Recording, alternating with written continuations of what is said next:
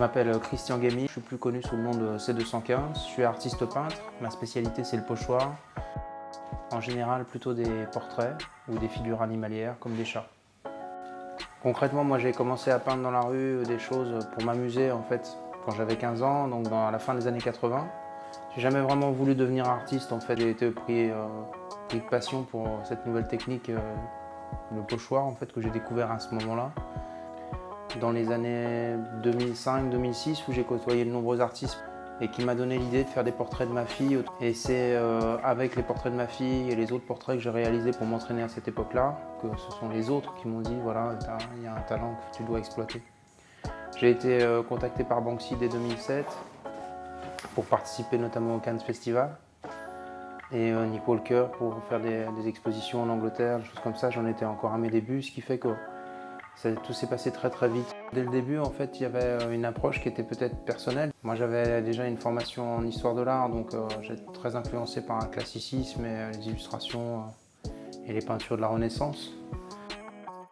Je dessine mes pochoirs moi-même et je les crée à la main avec des scalpels, en fait. J'ai jamais tenu à me servir d'un ordinateur. D'ailleurs, je suis très peu doué en informatique.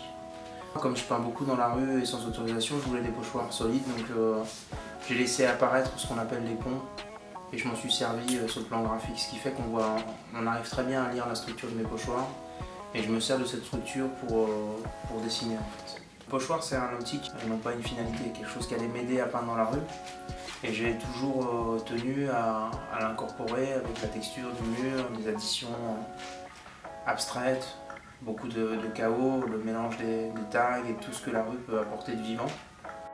Alors pour cette chambre, en fait, j'ai surtout mené une réflexion contextuelle. Je me suis dit, voilà, il s'agit d'une chambre d'hôtel. Là, je me suis dit qu'il fallait qu'il y ait une œuvre qui soit plutôt abstraite et qui ne soit pas saillante, qui ne soit pas angoissante. Donc j'ai choisi de prendre un profil de chat, même pas un chat de face, mais un profil qui nous envoie vers l'ailleurs. Et quelque part, c'est peut-être des influences du Cavalier Bleu, de Franz Marc et de la peinture animalière. Le sujet de la chambre, finalement, c'est le bleu.